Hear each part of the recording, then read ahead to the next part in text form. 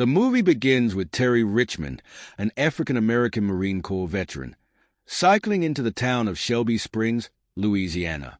His mission is to bail out his cousin, Simmons, and provide him with money to purchase a truck and start a modest livelihood. As the story unfolds, Terry is struck by a police car and subsequently arrested by Officers Evans Marston and Steve Lann. The officers seize his $36,000 under the claim of civil forfeiture, even though the money was lawfully earned from legitimate sources. Terry explains that $10,000 is allocated for his cousin's bail, while the remaining amount is intended to buy the truck. He emphasizes the urgency of reaching the courthouse before 5 p.m., as missing the deadline would result in his cousin being sent to jail. Despite Terry's explanation, the officers confiscate the money, suspecting it to be connected to drug activity. They reportedly claim that his cousin, Mike, has a prior drug possession conviction and suggest that, once bailed out, the money would likely be used to purchase more drugs and further the drug trade. Terry insists the cash was earned legally, explaining that it came from selling his car to a business partner who owns a Chinese restaurant. However, the officers warn him that pursuing the money in court could result in his arrest and imprisonment. They propose to release him without charges if he agrees not to contest the matter. Later, Terry rushes to the courthouse, but the court clerk, Elliot, refuses to assist him, noting that he arrived after the 5 p.m. deadline. Elliot also informs him that recovering the money from the officers involved is beyond his ability to help.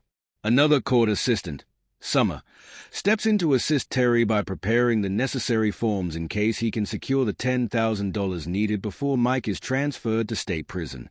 She warns him that state prison is particularly dangerous for Mike due to the presence of inmate gangs.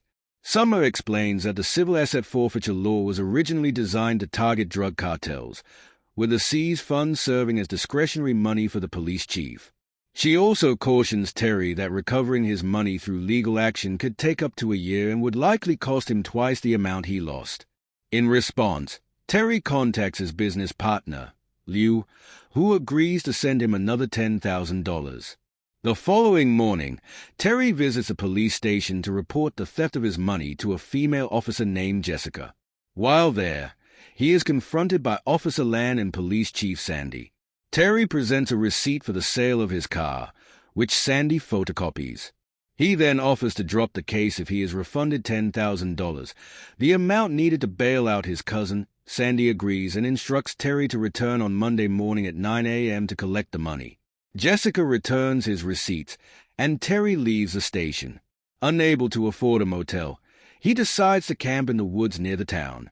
On Monday morning, Terry cleans up and cycles back to the police station. However, Sandy informs him that he is too late, as the bus transferring Mike to prison has already departed. Undeterred, Terry quickly cycles after the prison bus, catching up and reassuring Mike to stay strong until he can secure his bail. Terry calls his partner, Liu, who regretfully informs him that he can no longer help. Liu explains that the police raided his restaurant and implicated him in reports filed at the Shelby Springs police station. As a result, he is being investigated for allegedly running a drug operation. His reserve funds have been confiscated, and he no longer has access to his money. Terry then visits Summer, who reveals that she has uncovered several cases of detainees being held in custody for unusually long periods, seemingly linked to the town's financial struggles. She assures Terry that the bail papers will be ready as soon as he can provide the necessary funds. Meanwhile, Police Chief Sandy receives an email detailing Terry's military background. When Terry returns to the police station to confirm their previous agreement, Chief Sandy denies ever making the deal, calling the terms unreasonable and unfair. Sandy declares the deal void, asserting that he alone sets the terms. Meanwhile, Jessica conducts a Google search on Terry and discovers his Wikipedia page, learning that he is a highly trained and potentially dangerous Marine. Alarmed, she informs Lann, who warns Chief Sandy to keep a safe distance from Terry. Terry seizes Sandy's weapon and restrains him. He then engages in hand-to-hand combat with Lann, overpowering both officers. Inside the station, he forces Sims to hand over the bail money, and she assists him in escaping. While there, Terry also discovers large amounts of cash and an arsenal of weapons stored in the armory. Terry quickly rushes to Summer and posts the bail. However, before he can leave, he is intercepted by several police officers. Although he surrenders peacefully without resistance, they subdue him with a taser gun. Terry is detained in an old, dusty, and moldy room. After experiencing a medical emergency, he is transported to a hospice. During his stay, Burns confides that the money from undocumented arrests is used to fund the department's operational expenses for the next 2 months. He also reveals that the army is rented out to other police departments dealing with budget cuts. Burns informs Terry that his cousin Mike was stabbed after being processed and advises him to abandon any plans to press charges and leave town. Terry agrees to leave, but the hospital staff later informs him that Mike has succumbed to his injuries. Despite his agreement with Burns, Terry begins to suspect that Burns may not let him leave so easily. As Terry prepares to leave town, Summer asks for his help in investigating cases of individuals being jailed for 90 days over minor misdemeanors. She explains that many such cases exist, with detainees being released only after serving the full term. However, Terry declines a request. Later that night, Terry receives a call from Summer, who reveals that she has been drugged by the police. Determined to help, he decides to return and rescue her.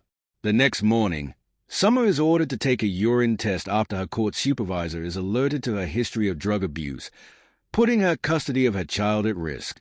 It becomes clear that she was framed as retaliation for assisting Terry. As Terry leaves town, Officer Lann pulls him over and accuses him of violating their agreement by returning. Lann turns off the sirens on his patrol car, which immediately raises Terry's suspicion. Lann reveals that when the sirens are off, the dashcam automatically begins recording. He then attempts to frame Terry by tossing a gun into his car and immediately opening fire. However, Terry manages to escape. Shortly after, he receives a call from Summer, who tells him that the police are pressuring her to leave town. The two later meet at Liu's restaurant, where Liu, a former Chinese medic during the Korean War, tends to Terry's injuries. Terry gives Liu money to cover his payroll. That night, Summer and Terry confront Elliot and the judge, who admit to a cover-up designed to avoid transparency measures imposed after a legal settlement nearly bankrupted the town. Burns resorted to civil forfeitures to keep the police department financially afloat. Summer refuses to disclose her source at the police station, prompting Terry to codename the source Serpico. Together, they uncover that individuals are detained for 90 days on misdemeanor charges, preventing them from accessing public defenders who could request police dashcam footage before the data retention period expires. If the dashcam data is not subpoenaed within 90 days, it is automatically deleted. This data is stored at the courthouse as part of the legal settlement. The judge reveals that Mike's dashcam recording contained enough evidence to expose the town to another lawsuit. Terry and Summer break into the courthouse basement and retrieve the SD cards, but the police arrive and set the building on fire. Terry escapes, but Summer is captured while trying to destroy her urine sample. Terry and Lann arrange a swap, Summer in exchange for the SD cards at Rebel Ridge the following morning. While Lann and an armed police contingent wait at the exchange site, Terry uses a truck to break into the police station and subdues Burns.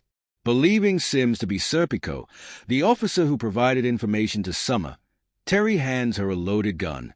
However, Sims betrays him and detains him just as the other officers return.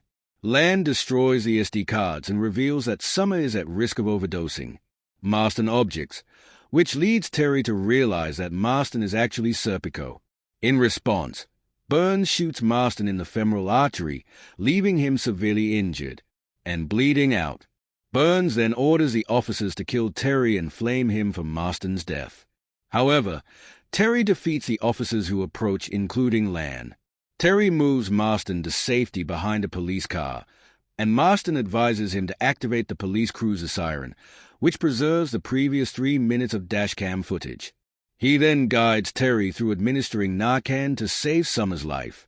In the final scene, the three escape in the police cruiser with officers in pursuit. When ordered to perform a pit maneuver, Sims turns on Burns instead, disabling his vehicle and detaining him. The remaining officers escort Terry, Marston, and Summer to the hospital.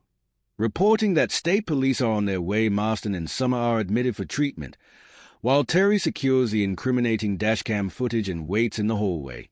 Thank you for watching.